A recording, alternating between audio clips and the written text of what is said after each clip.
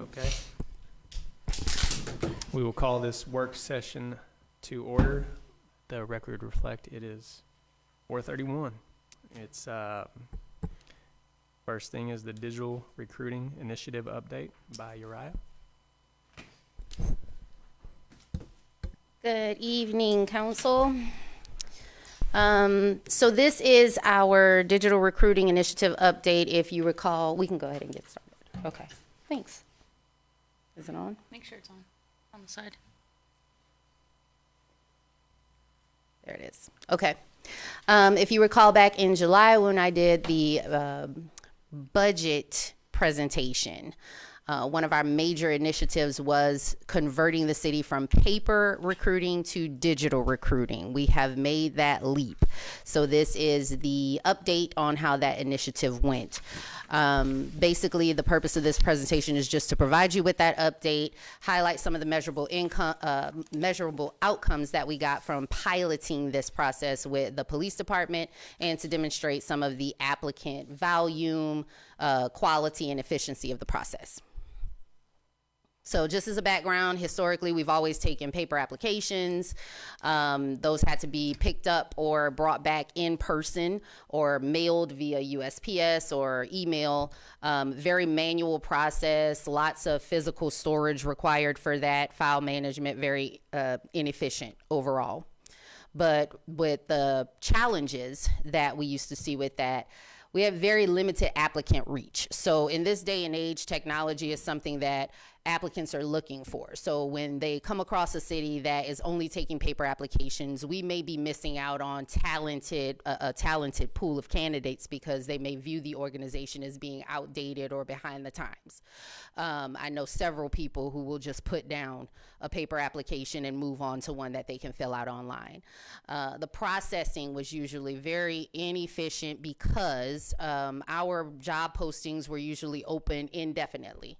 Open until filled. So it could be 6 months that a posting was up there. We're getting applications in, we're interviewing throughout the process. You could be interviewing someone right now and make a decision not knowing that there's an excellent candidate right around the corner that may not have put their application in. By doing the digital recruiting process, we have a set amount of time that the job is posted. We're accepting applications, and then all of those applications are being reviewed at the same time, so everyone has an equal opportunity to be reviewed for the opportunity for the vacancy.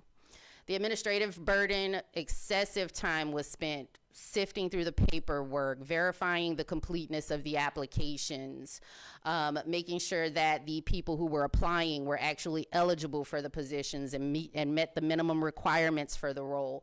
All of that was heavily manual.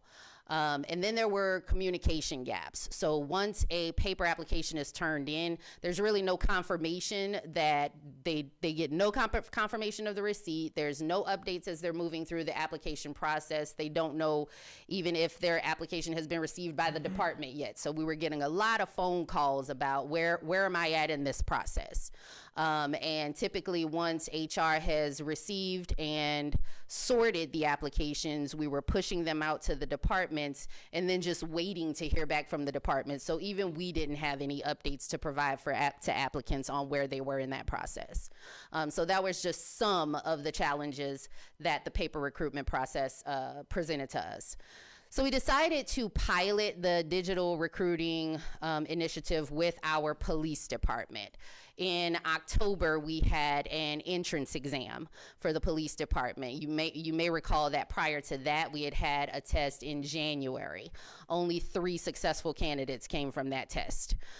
So we decided that the police officer entrance exam was a prime opportunity for us to test the capabilities of this digital recruiting process. It was only for entry-level or lateral police officers. There were 10 vacancies that needed to be filled. We posted that opening from August 3rd to September 29th, so almost exactly a 2-month period. And then the recruitment process was 100% digital. We did not accept a single paper application throughout that process.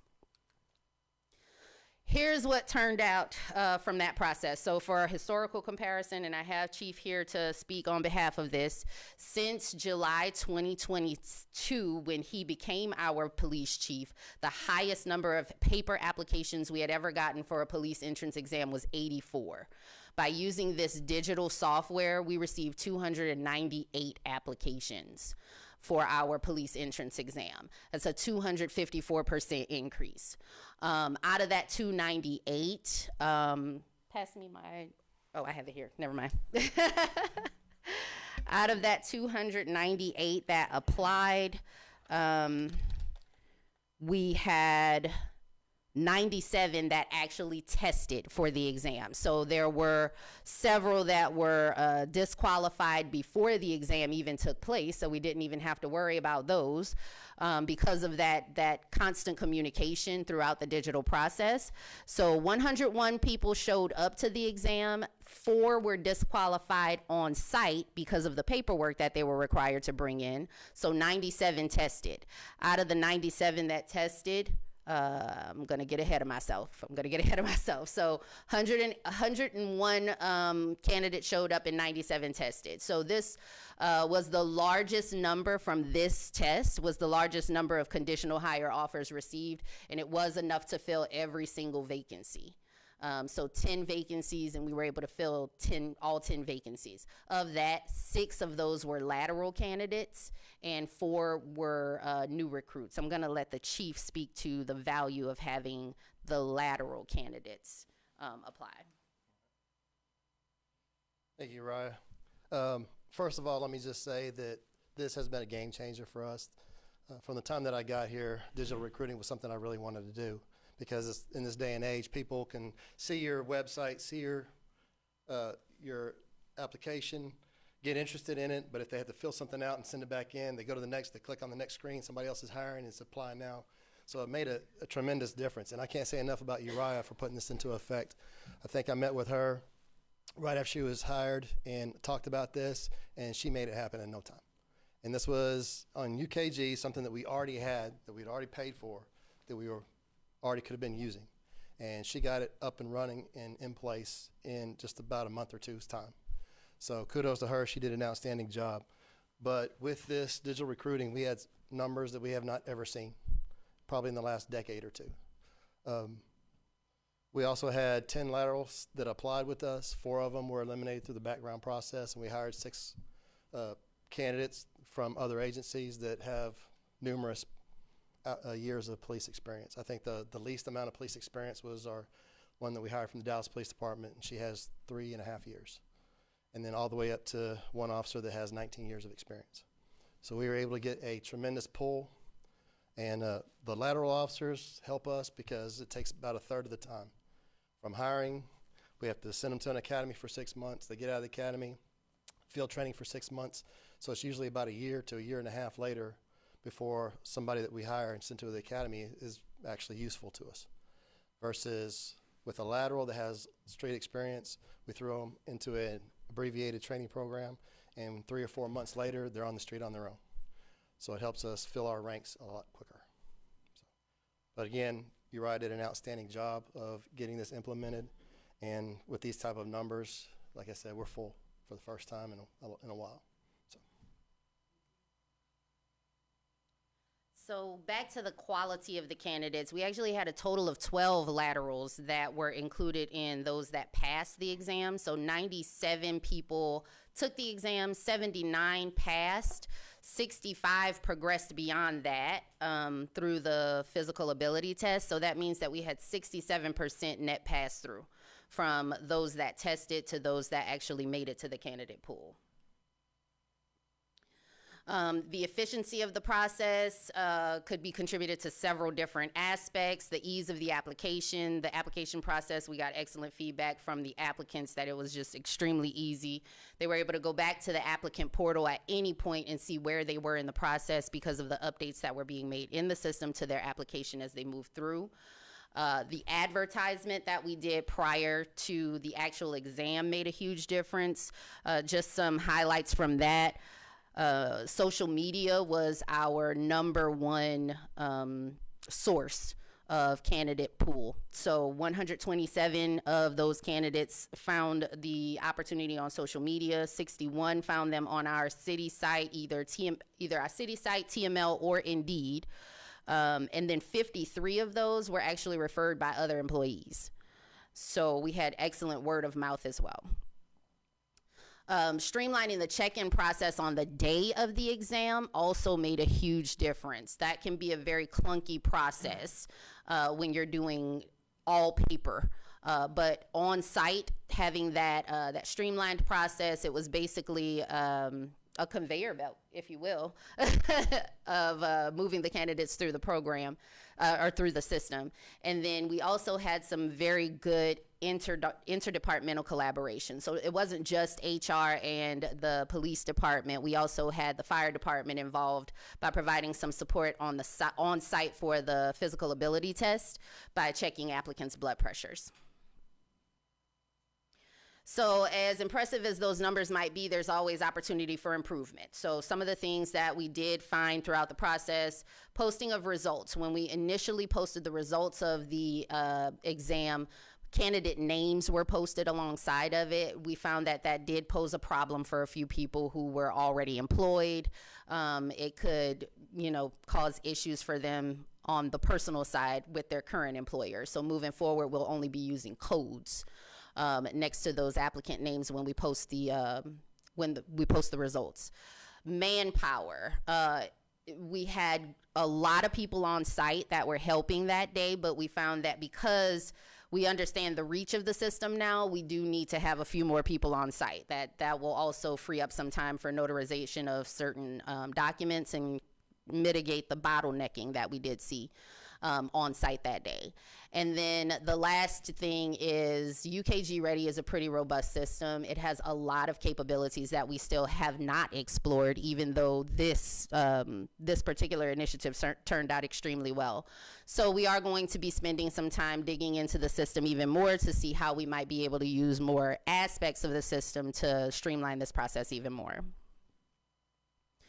In conclusion, the pilot really showed us what the system was capable of doing. We did launch this citywide on October 20th.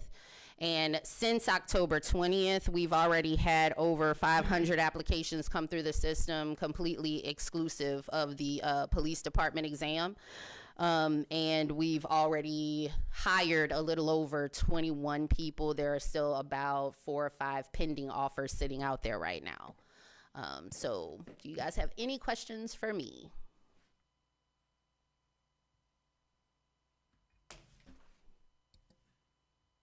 Are there any areas that we won't implement this when we're looking to hire? Repeat that for me. Are there any areas that we wouldn't use this system? Areas as far as departments? Yeah, or positions that wouldn't use a digital recruiting type tool? Or is it from top to bottom? Not off the top of my head. There's not anywhere within the city or Juice that we would not be able to use this platform.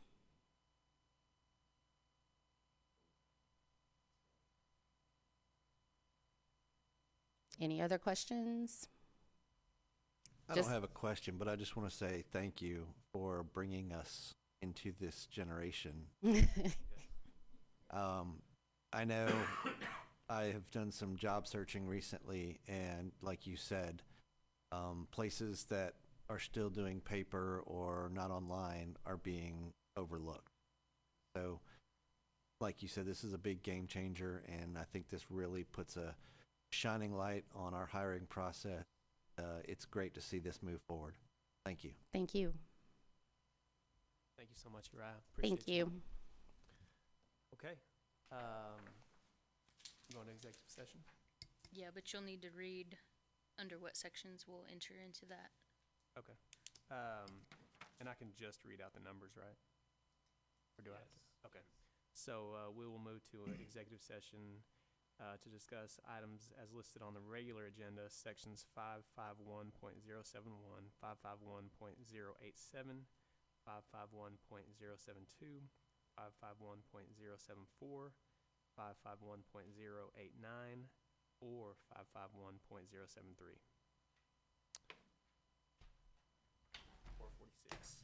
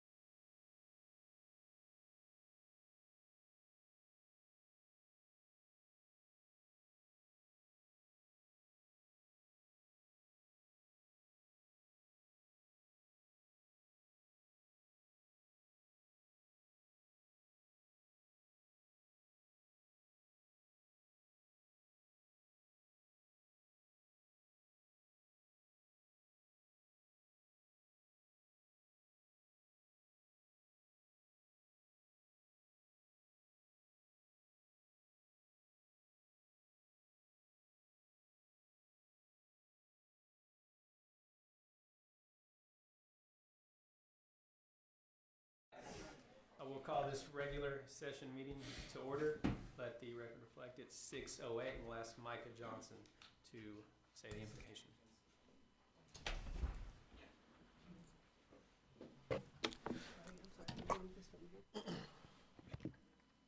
Let's pray. Dear Lord, we thank you for this moment in time that we can pause and reflect on how great you've been to our great city. We thank you for allowing us to assemble here in these sacred halls to conduct business for this city and for this county. We thank you for the gifts and the minds and the collective skills that have gathered here today. We pray that you would bless our efforts and our ideas. We pray that you would bring us together in unity, that we may accomplish your will for your people, and that your name be glorified. In your darling Son's name, I ask these things and pray. Amen. Amen. Allegiance. Pledge allegiance to the flag of the United States of America and to the republic for which it stands, one nation, under God, indivisible, with liberty and justice for all. We have one presentation tonight.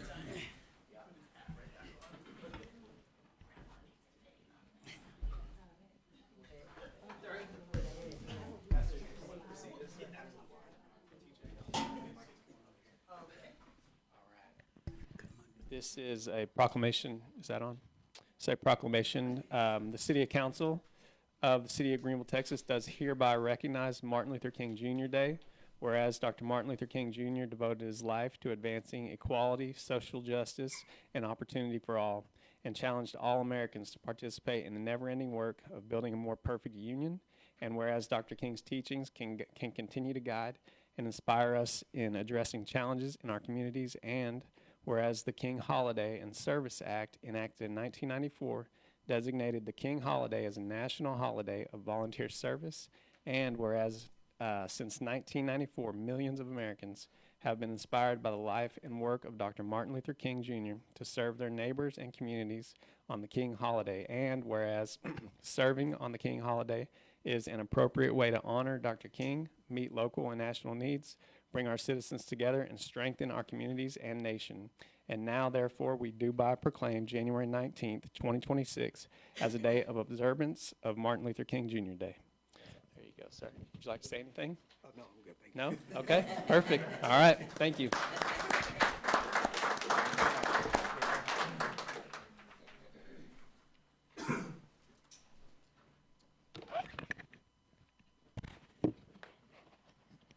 All right, I'll call your attention to citizens to be heard. Citizens to be heard are invited to address the council on topics that are not already scheduled for a public hearing or listed on the agenda. You'll present your citizens comment card to the city secretary prior to the meeting. Speakers are limited to 3 minutes and should conduct themselves in a civil manner. At the microphone, please state your name and address. Do we have any citizens to be heard? Yes, we have one, John Kelso.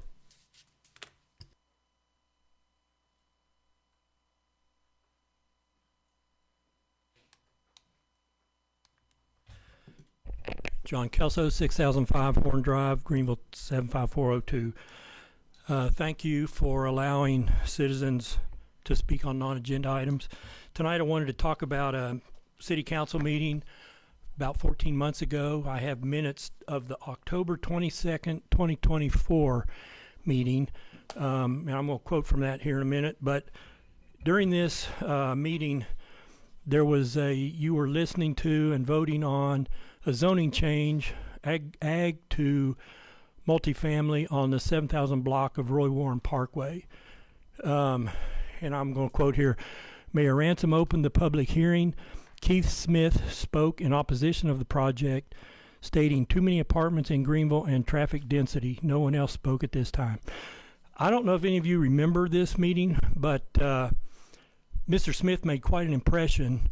He said a lot more than just what's listed here in the minutes. He talked about the comprehensive plan. He talked about following it. He talked about we should be taking a look at housing unit mix within the city, things like that. And he made such an impression. 3 of you actually spoke out and agreed with what he was saying.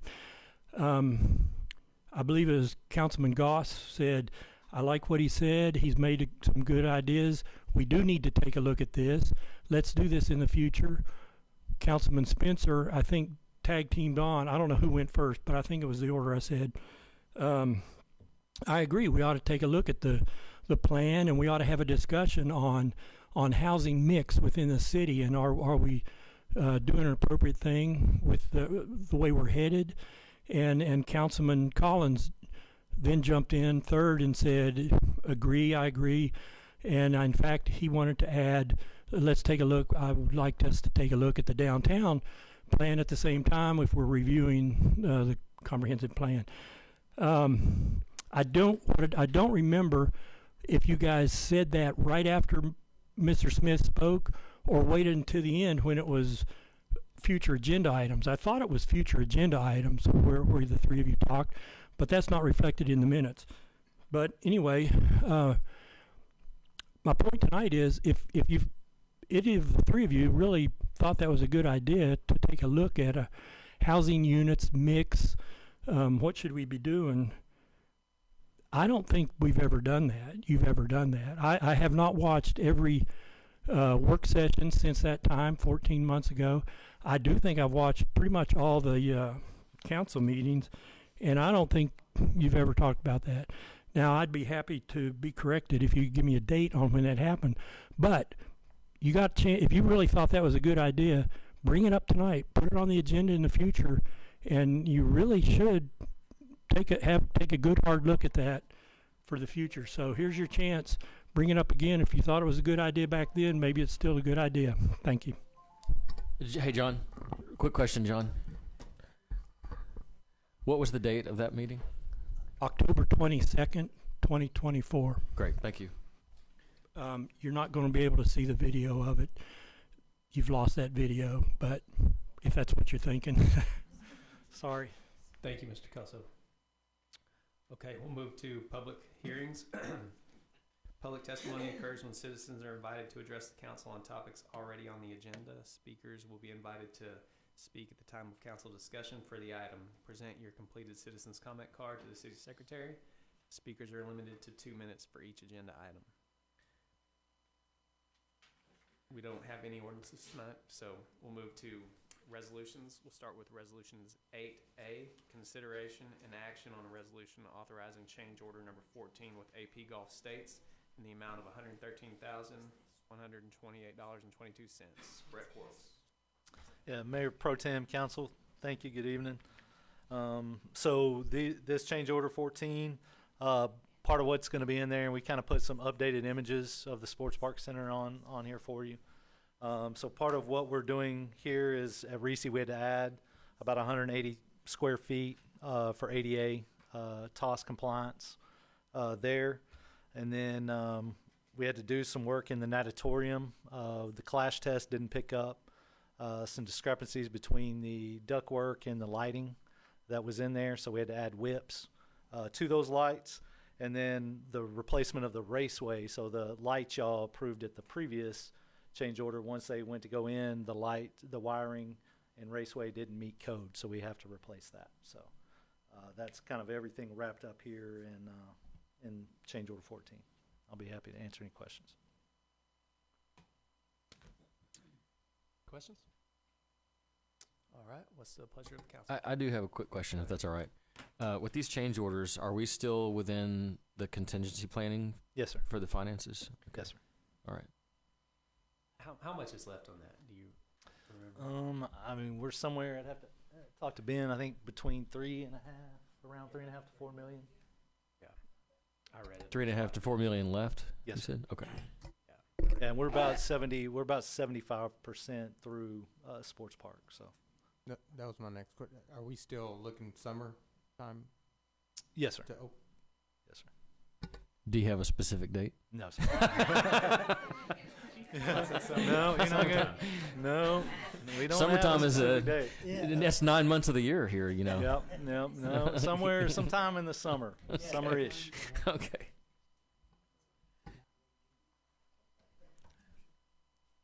Okay. Anything else? What's the pleasure of the council? Make a motion to approve. Second. Please vote.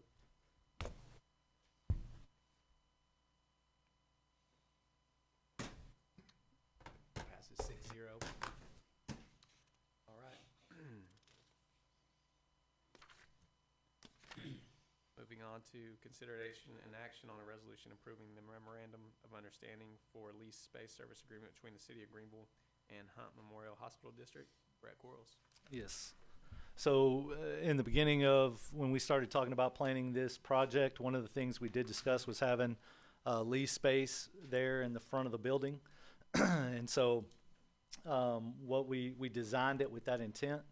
And so on December 16th, we sent an MOU to Hunt Regional, which they did sign and approve. And basically we kind of laid out the terms of initial term of 10 years for physical therapy, sports rehab, that type of services out of that facility at a rate of about $34 a square foot with escalators to be built into the actual lease itself. And then basically what we would do is the city would pay to build it out, build out the inside, and then they would pay us those, and then they're responsible for utilities and escalators on top of that, on top of their $34 a square foot. So.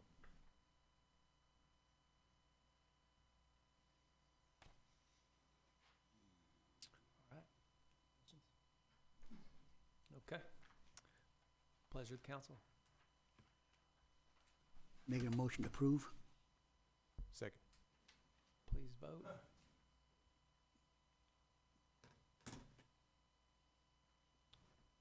That passes unanimously. All right. Thank you, Brett. Moving on to 8C, consideration and action on a resolution authorizing a contract with Motorola Solutions to provide drone as first responder equipment, software, and support. Chief. Good afternoon, Mayor Pro Tem, members of the council. I appreciate the opportunity to speak before you today. The Greenville Police Department's always looking for innovative ways to better serve our community and be more efficient, also to keep our officers safe when we're doing it. We were approached with an opportunity to team up with Brink Drones, who has a partnership with Motorola Solutions, to provide drone as a first responder. They have a 6-year contract where the first year all the equipment is totally free. It doesn't cost the city anything except for running power to the site that's to be determined on where the drone will be hardwired, and provide networking access to it and pilots. Other than that, the equipment is all part of the deal.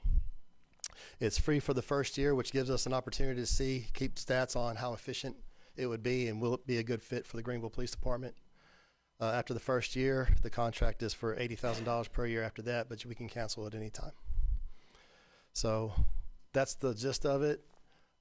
This is still cutting edge technology. There are some agencies out there that do have drone as a first responder. This gives us an opportunity to test it to see if it works for us with no cost for the first year. So I'll be happy to take any questions, and I have Lieutenant Faust outside and Kyle from Motorola Solutions if you have questions that I can't answer. So you mentioned that it would be piloted. It's not an automated drone, or how is that? It automatically is a response to the area, but then you would need a human pilot to actually watch it, view it, and move it. And would we have to get additional pilots in order to man it 24/7, or would it only operate?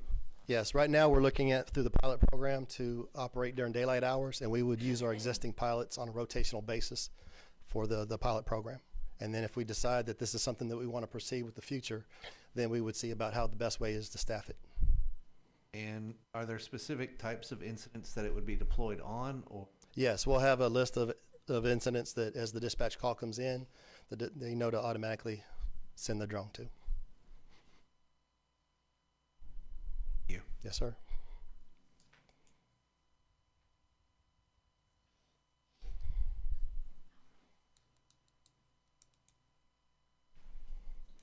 Chief, what's the range on this? Is it just city? Could county possibly use it if they need it, or the actual range jurisdictions? Yeah, the actual range I'm not sure of, but I remember during the presentation they said that one drone would cover approximately 80% of the city. So that's what we're doing, is having one drone to cover 80% of the city. When that would where the location of the drone would be based upon where our call volume is. So they would center it in the majority of the areas to cover the most ground that they can for the number of calls that we have. So we would use our CAD data to find out the best location for the drone and then put that drone in that area to serve 80% of the city. Is that correct? Chief, I've got a question, if that's all right. Yes, sir. So I'm looking at your slide there, and the way I understand it is what it says. The call comes in, and the drone leaves on its own. Mm-hmm. What happens if a higher priority call comes in while it's en route? It can be diverted. Okay. So Yeah, we have an control of the operator drone. can step in and... Yes, the operator Okay. will be there. It'll be dispatched. The dispatch, automated dispatch is to help save time, but you have to have a human view it. I see. So if it's dispatched, there will be an operator there watching it. And if a if- higher priority call comes out, they can divert the drone to that If an operator does intervene, does it require manual piloting to the next scene, or can it be automated again? Yes, sir. Go ahead. This is Lieutenant Dallas Faust. He's all excited about it. Yeah. Let's hear. Oh, he's my drone commander, and he's forgotten more about drones than I've ever known. But this is his baby. So basically, you have to have a 107 licensed commercial operator from the FAA, just like we currently do now. The difference is this is what we call beyond visual line of sight, so I don't have to manually see the drone. That's what extends the range to be able to service calls.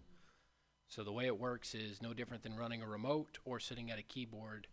Instead of manually piloting the aircraft, it uses GPS and the cellular technology with mesh radios. We just punch an address in. The same way Walmart zipline drones are being deployed for services is the exact same methodology we would use for this platform. Right. I'm mostly interested in how it responds to real-time situational changes, which Walmart doesn't have to deal with. 100%. So a 911 call comes in. Before the call's entered into our CAD dispatch, there's a pilot co-located. He can immediately type in that address, go through about a 30 to 45 second self-system check to make sure it's a safe environment to operate in. The drone launches, goes to the designated altitude, and goes immediately to the location. At any time, that pilot can take manual control or repunch in a different address and reassign that drone as long as it has adequate battery life. Gotcha. Okay. Great. Thank you. I have a question. Are you concerned with the drones that Walmart currently uses at all? No, we won't be the first city to engage in public safety DFR with the current, it's called unmanned traffic management systems that all of North Texas is dealing with. So McKinney's having the same issues with Zipline, and they've resolved that. I've already reached out to Zipline. They're willing to share how they manage their traffic and their activity in the airspace with us, and that's something we can work with Motorola to bridge those two communication networks together. So we'd be able to avoid each other at all times. The drones would be talking to each other in the airspace. Great. Any other questions? All right. What do you guys want to do? I have a motion to offer. I'll move that the city authorize this contract subject to the city's understanding that this agreement is subject to the municipal protections in the Texas DIR contract, quote, DIR-CPO-5433, end quote, and the final approval by the city attorney's office. Second. Please vote. And that passes unanimously. Thank you, Chief. Thank you. House. Thank you, sir. Okay, I would ask the city secretary to read the consent calendar. City Council meeting minutes from December 9th, 2025.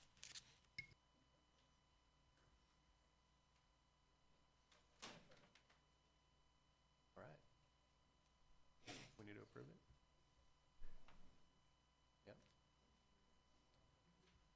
Yep. I move that we approve the consent calendar. I second. Thank you. Please vote.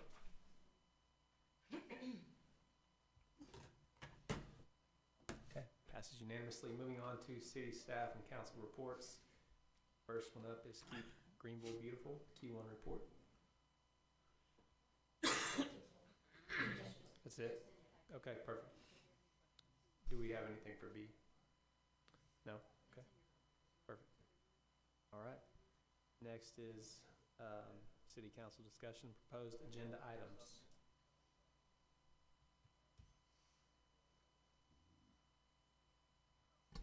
It probably is worth going back and looking at the housing mix issue that came up in 2024. We probably need to get back at that video and see what we really talked about before we get too far into that. But Or get updated numbers. or get updated numbers, yeah, something. Yeah. I believe we also had a discussion at the time to reevaluate the land use. Again, I don't know when the last time it was ever updated, or at least get a briefing amongst us on that, because I think it would be good with all the changes that have occurred in the last few years and how the city is growing, and looking at that a little more in depth to make sure that we are looking forward and get our plan together for the future. Do you want it presented at a certain time? How long would it take? Well, we can talk about it generally at the next session, because we did actually do a update on that about a year and a half ago. And I can pull that back out and talk about it in executive. I mean, basically what you're looking at is having to change the zoning ordinance and the land use plan that goes along with that. That does need to be updated, but it's very expensive. The change, it's similar to the changes Hunt County did with its subdivision regulations a few years ago, which cost the county more than $250,000. Right now, the city doesn't have any authority to regulate mix of uses without changing certain sections of that. So you'd have to change definitions in the zoning ordinance, and if there's a change that's made, like changing the schedule of uses, which is that chart in the zoning ordinance that has all of the different zoning categories lined out. The Supreme Court changed the law on that a few years ago, and it requires notice to every single property owner in the city of Greenville. And so if that is an effort that you want to tackle now, that needs to be addressed mostly from a budgetary point of view. There's a lot of ability to move and make changes, but we're going to have to hire an outside person that specializes in that. It's very, very complicated. And it's usually about a year and a half long process. And so there need to be some budgetary authority attached to that, and some other direction from the council. But if you want to talk about it in detail, we can come back and talk about that at the next council meeting. I agree. Thank you. Anything else? All right, and you have the board and commission minutes before you. At this time, we'll adjourn to executive session. We do expect a vote, correct? That's right. Yep. That's correct. So we will come back and vote. Let the record reflect it's 6:31. Thank you for being here.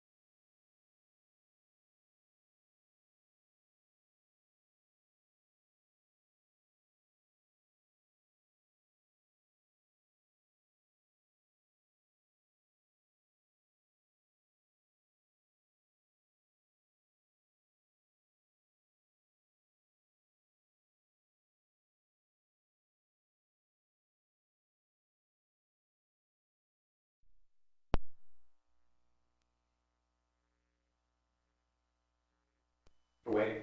Oh, thank you for waiting. Do we have a motion? Yep. I move that the city authorizes contract, sorry, wrong motion. I move that the city approve a purchase of additional easement rights from Helena Chemical Company, also known as Helena Agri Enterprises, for an easement parcel to the city's dual water line, that the purchase price be paid in the amount of $5,633, and that the city manager be empowered to finalize the purchase of that easement and closing of that transaction.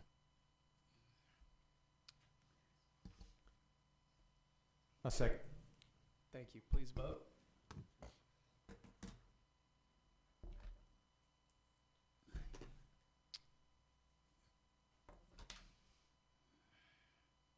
It passes unanimously. Thank you. Is there another motion?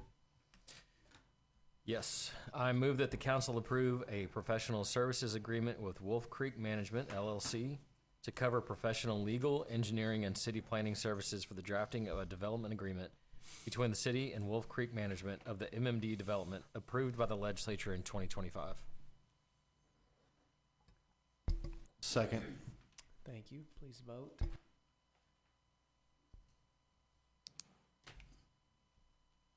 And that passes unanimously. That's all the business for tonight. We are adjourned. Thank you.